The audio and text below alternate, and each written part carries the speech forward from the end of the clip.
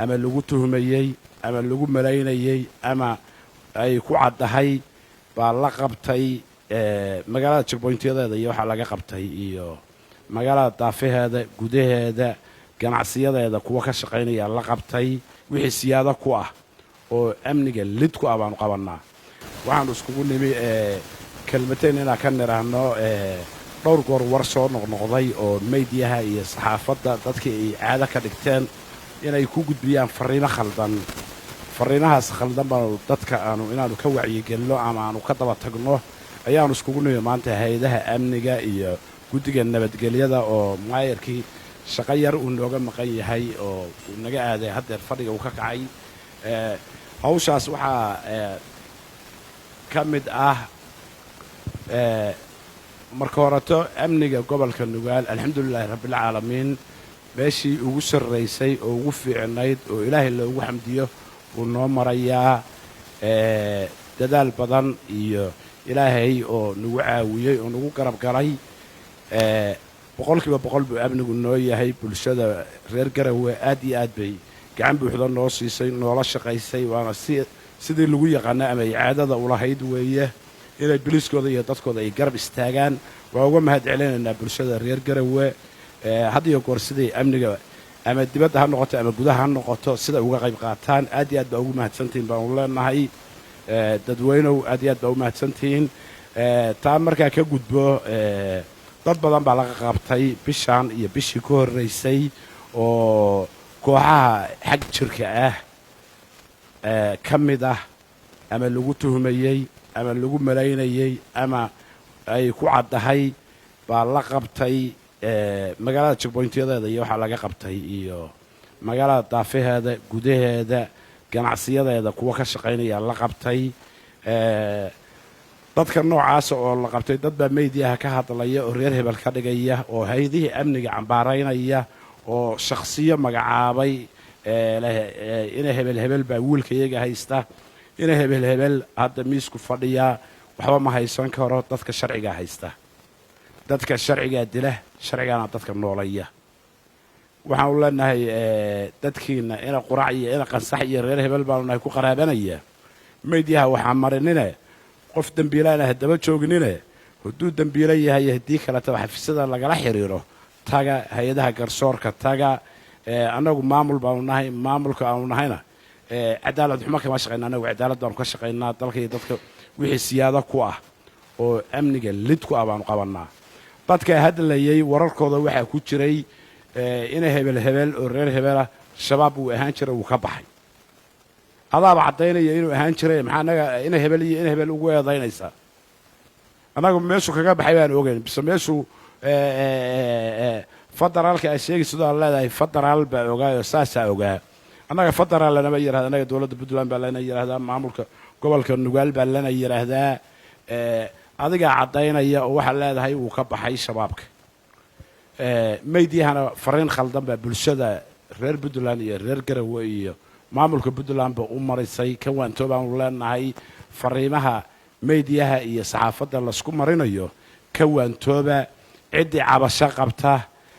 taliska biliiska tegi kartaa maamulka gobolka imaan kartaa hay-adaha garsoorka tegi kartaa cabashadoodana wixii xal leh waa la xalinaya wixii aan xal lahayna dee qofka galdacwadeedkiisa iyo marag furkiisa iyo dhabagalkiisa iyo in allaale intuu qoraal ku yahay baa la tusayaa waxaan u leenahay dadweynow ha ka hor dhicinina cadfad khaldan yaysa ina qaadin wiilashiinni baanu nahay idinka aynay shaqaynayna habeen iyo maalinba si ay amni ugu seexataan amniga ugu soo toostaan baanu inay shaqaynaynaa waxa la yidhahdaa reer hebel iyo reer hebel taliska biliisku hay-adda CID-da kama shaqeeyaan qaybta biliiska saldhigyada iyadu kama shaqeeyaan waxa la yidhahdaa midabta koor iyo cid gaara oo gacanta lagu riixaya kama shaqeeyaan habeen iyo maalinba waxay ka shaqaynayaan amniga iyo xasiloonida shaqo aad iyo aad u badan bay hayaan dalka iyo dadkana muhiim u ah waana ka warqabtaanoo hadda kooxaha daacishka iyo shabaabka waxaa lagula jiraa dagaal madaxweynihii puntland iyo dowladdii iyo ciidankii oo dhan saddexdan weeg waa ogtihiin dagaal ba-an baa socda oo ka socda buuraleyda dhanka bari ilaahay idankiis ayagana waa laga guulaysanayaa waana laga guulaystay waana laga guulaysanayaa inta artay wixii intaa ka baxsan oo is yiraahdo magaalooyinka ku soo dhuudhuunta habeen iyo maalinba meeshay joogaan iyo meeshay marayaan iyo communicationkooda iyo socodkooda iyo tallaabadooda intaba hay-adaha amniga iyo maamulka gobolka oo ka warqabaan waxaanu leenahay ka waantooba ilaahaygiina abuurtay u toobad keena meeshaa ku toobad keenaysaan oo aa ku soo noqonaysaan bini'aadankii waa ka tagteene meel madala waa inay noqotaa oo dawladdu ay joogto markaasna laysla qaataa ama cafiskiina iyo hawshiina laysla qaataa hebel federaal iyo muqdishoa laga cafiyey wax annaga noo yaalla maaha waxna khuseeya maaha kiisaskaas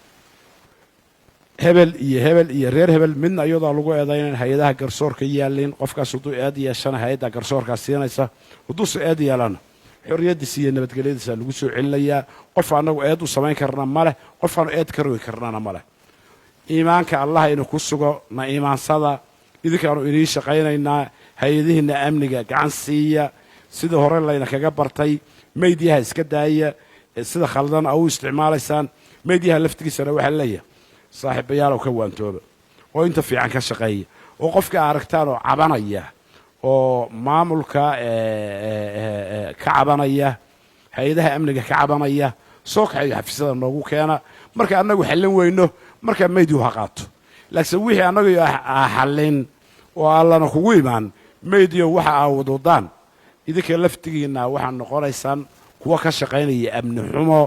hadda hay-adaha biliiska iyo hay-adaha amniguna xaq waxay u leeyihiin ilgaara inaynu ku fiiriyaan ka daayaanu leenahay muwaadiniin baa tihiin dalkiina waxay u barateen saxaafadda usoo barateen nabadda iyo horumarka iyo wanaagga ka shaqeeya qoladiina meydyaha waxaa kusoo kufinaya kusoo gabagabaynaya dadweynaha reer puntland meel walba ay joogaan dhiiranaan firfircooni sidii layna kaga bartay hay-adaha amniga gacan siiya gacan buuxda siiya dalkii dagaal buu ku jiraa habeen iyo maalinba waa taagannahay xalay xafladdii waa u jeedeen kuwii naga dambeeya ha noqonayo kuwii naga horrayn lahaa noqda ciidamada dhimanaya dhaawacmaya taakulayntoodii xoolo ugeyntoodii agab allaale agabkay rabeen cidda ay ka sugayaan waa innaga dhiirigelintii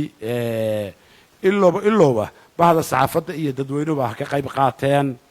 hawshaas inoo wada taalla wasalaamu calaykum waraxmat ullahi wabarakaatu